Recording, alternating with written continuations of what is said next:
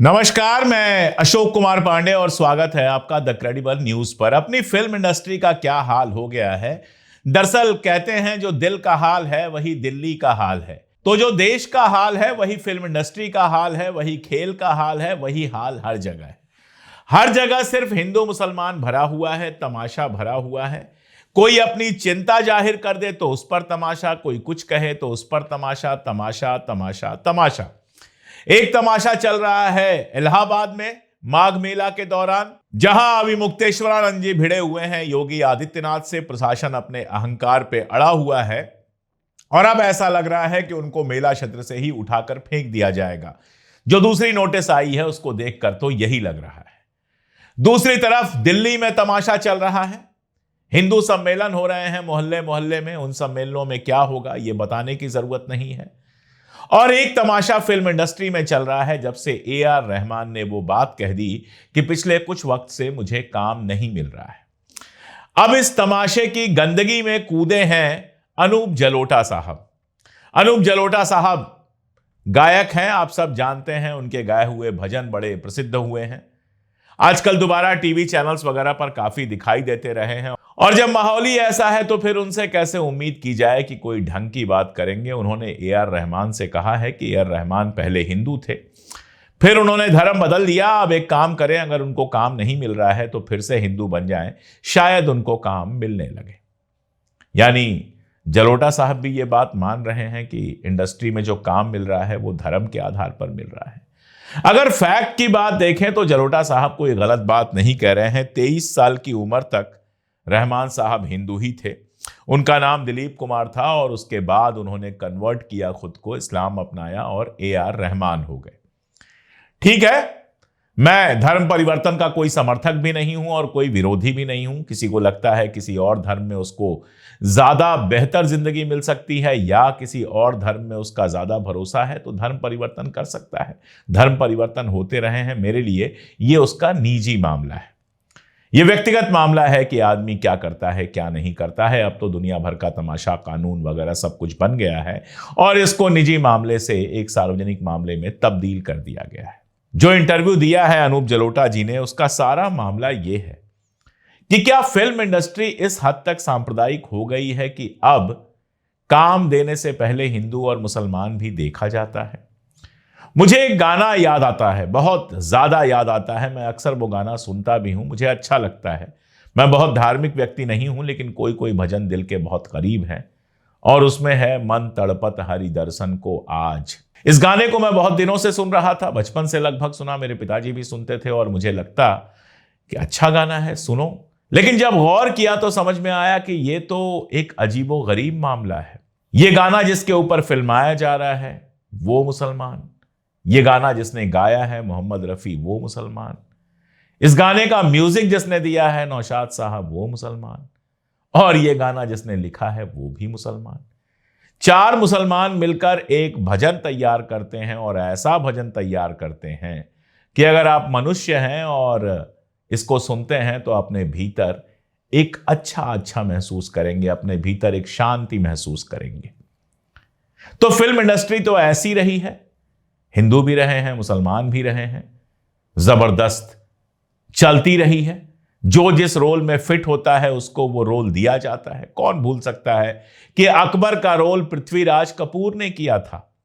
पृथ्वीराज कपूर तो हिंदू थे, लेकिन मुगल बादशाह अकबर का जब रोल देना हुआ तो चुना गया उन्हें, क्योंकि वैसी आवाज और वैसी अदाकारी बहुत कम लोगों के पास थी।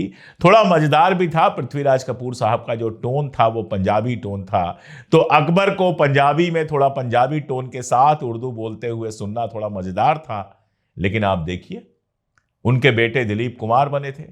दिलीप कुमार मुसलमान थे, बाप बना था हिंदू, बेटा बना था मुसलमान। और ये कोई एक एग्जाम्पल थोड़े है, ऐसे हजारों एग्जाम्पल दे सकते हैं। ईसाई आपको मिल जाएंगे, मुसलमान मिल जाएंगे, हिंदू तो है ही।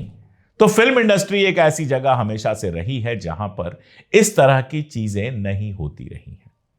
लेकिन अब तो फिल्में बन रही हैं तो एक से एक भयानक।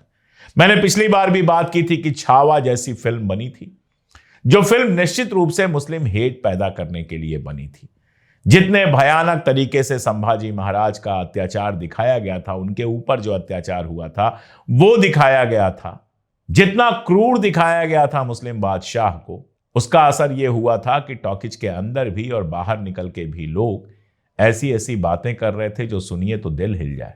लेकिन उस फिल्म का म्यूजिक ए.आर. रहमान साहब ने दिया था। अपने आप में यह भी मजेदार था कि एक एंटी मुस्लिम फिल्म बनती है जिसका म्यूजिक ए.आर. रहमान साहब देते हैं। बाद में उसी इंटरव्यू में उन्होंने कहा कि हाँ, छावा बांटने वाली फिल्म थी। तो मैंने सवाल पूछा था कि एक बांटने वाली फिल्म में म्यूजिक देना आपने कैसे स्वीकार कर लिया। यह सवाल हमेशा पूछा जाएगा और यह सवाल उनके साथ रहेगा। लेकिन उनकी जो चिंता है, जो बात उन्होंने कही, वो भी विचार करने लायक है। वो ऐसी बात नहीं है जिसको हवा में उड़ा दिया जाए।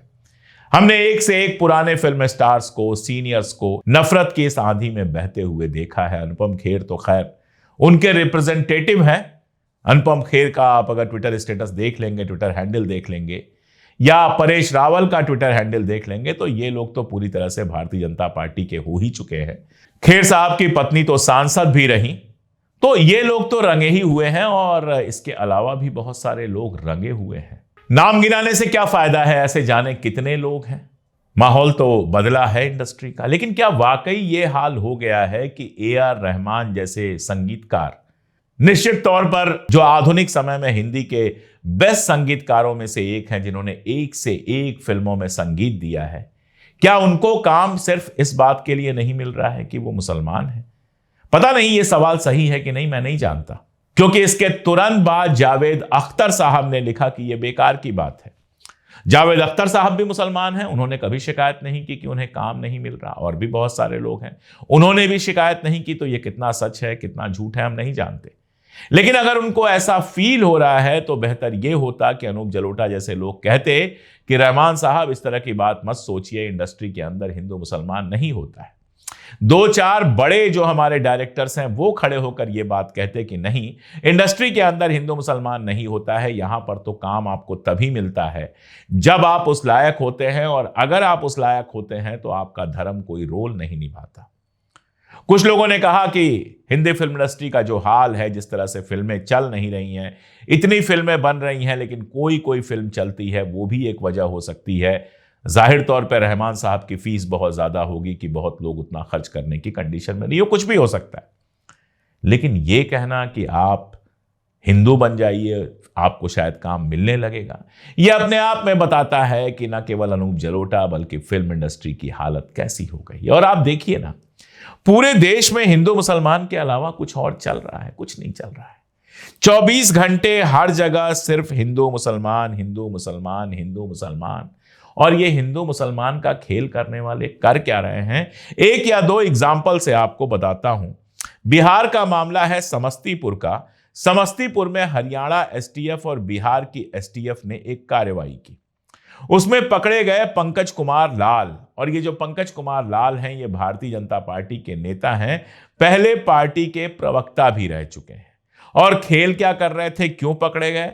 क्योंकि इनके घर से जाली नोट मिला था। हालांकि अभी तक ये नहीं बताया गया है कि कितना जाली नोट मिला था, लेकिन बताया यह गया है कि 30,000 रुपए का असली नोट लेकर ये 1 लाख का जाली नोट देते थे और इस तरह से जाली नोट का धंधा कर रहे थे। जब ये भारतीय जनता पार्टी के प्रवक्ता रहे होंगे या फिर भारतीय जनता पार्टी के नेता रहते हुए भी ये हिंदुत्व की बात करते होंगे, राष्ट्रभक्ति की बात करते होंगे, देशभक्ति की बात करते होंगे, मुसलमानों के खिलाफ बातें करते होंगे और हिंदुत्व और जाने क्या क्या बातें करते होंगे। लेकिन इन सब बातों के पीछे धंधा क्या कर रहे थे? धंधा कर रहे थे नकली नोटों का, जो असल में देशद्रोहिता है। क्योंकि आप देश का नुकसान पहुंचा रहे हो। देश के अंदर जाली नोट चलने का मतलब, जितने जाली नोट चलते हैं उतना देश के अंदर नुकसान होता है, देश की इकोनॉमी को नुकसान होता है। तो जाहिर तौर पर देशद्रोही थे। और भी देख लीजिए आप, कितने ही केस ऐसे पकड़े गए। भारतीय जनता पार्टी के नेता पाकिस्तान के लिए काम कर रहे थे। भ्रष्टाचार का तो कोई जवाब ही नहीं है। उत्तराखंड का एक किस्सा सुनाता हूं आपको। होमगार्ड विभाग का किस्सा है ये। होमगार्ड विभाग में वर्दी और दूसरे जो सामान खरीदे गए हैं उसमें किस लेवल का करप्शन हुआ है, आप इससे अंदाजा लगाइए कि 130 रुपए में जो डंडा बाजार में अवेलेबल है वो 375 रुपए में खरीदा गया। तकरीबन 3 गुने की कीमत में, उससे भी ज्यादा 500 रुपए की जैकेट 1580 रुपए में खरीदी गई। 500 रुपए के जूते 1500 में खरीदे गए, यानी 3 गुने दाम पर खरीदे गए। तो ये जो डबल कीमत है जो एक्स्ट्रा दी गई, वो किसके पॉकेट में गई होगी, ये समझना कोई मुश्किल काम नहीं है। उत्तराखंड में भी डबल इंजन की सरकार है। वहां के कांग्रेस कमेटी के सीनियर वाइस प्रेसिडेंट हैं सूर्यकांत धस्माना जी। उन्होंने इस पर सवाल उठाया और कहा उत्तराखंड की सरकार गले तक डूबी हुई है भ्रष्टाचार में। मध्य प्रदेश में जो मुख्यमंत्री महोदय हैं मोहन यादव जी, वो कह रहे हैं कि मध्य प्रदेश के अंदर जो डिस्ट्रिक्ट मजिस्ट्रेट हैं यानी जिलाधीश हैं, कोई बिना पैसा लिए काम नहीं करते। इस लेवल का करप्शन है कि चीफ मिनिस्टर कह रहा है कि डीएम बिना पैसा लिए हुए काम नहीं करते। दिल्ली से आपको एक वीडियो दिखाता हूं। इस करप्शन, इस अक्षमता, इस नालियाकत का असर यह पड़ा है कि लोग गटर और टॉयलेट के पानी में घुटने तक डूब के जाने के लिए मजबूर हैं। दिल्ली में, देश की राजधानी की बात कर रहा हूं, किसी पिछड़े इलाके की बात नहीं कर रहा हूं। और लोग बिजी किसमें हैं? कल उड़ीसा से खबर आई थी कि एक पादरी के मुंह में गोबर ठूंसा गया। अभी मुक्तेश्वरानंद की लगातार खबर चल रही है। जो अपने आप को संत कहते हैं, उनके बीच में आरोप प्रत्यारोप लग रहा है। ये सारा कुछ चल रहा है, मीडिया बिजी है, देशभक्ति की बातें की जा रही हैं और देश लगातार गर्त में डूब रहा है। और फिल्म इंडस्ट्री में बैठे अनूप जलोटा जैसे लोग जो कह रहे हैं वो तो कह ही रहे हैं। पता नहीं इस देश को कौन बचाएगा, पता नहीं इस देश के लोगों को बुद्धि कब आएगी, पता नहीं हमारे देश के लोग असली मुद्दों पर सवाल उठाना कब शुरू करेंगे। हमारा जो काम है हम कर रहे हैं, कोशिश करते हैं, लगातार करते रहें। आप लोग देखते हैं वीडियोस, बहुत बहुत शुक्रिया आप लोगों का। थोड़ी मदद कीजिए, वीडियोस को दोस्तों रिश्तेदारों तक भी भेजिए ताकि हमारी बात दूर तक जाए। चैनल को सब्सक्राइब ना किया हो तो सब्सक्राइब कर लीजिए और मेंबर बनके तो आप हमें बड़ी ताकत दे सकते हैं, कोई मुश्किल काम नहीं है। इस स्क्रीन पर आपको एक QR कोड दिख रहा होगा, उसको स्कैन कर सकते हैं या फिर पिन कमेंट और जो हमारा डिस्क्रिप्शन होता है उसमें हमने लिंक्स दिए हुए हैं, आप उनको फॉलो कर सकते हैं और 3 रुपए रोज से भी कम पर आप हमारे मेंबर बनकर हमारी ताकत बन सकते हैं। ये ज़रूरी है ताकि सच की आवाज़ दबे नहीं, हम लगातार बिना डरे बिना झुके सच बोल सकें। आज के लिए इतना ही, बहुत शुक्रिया।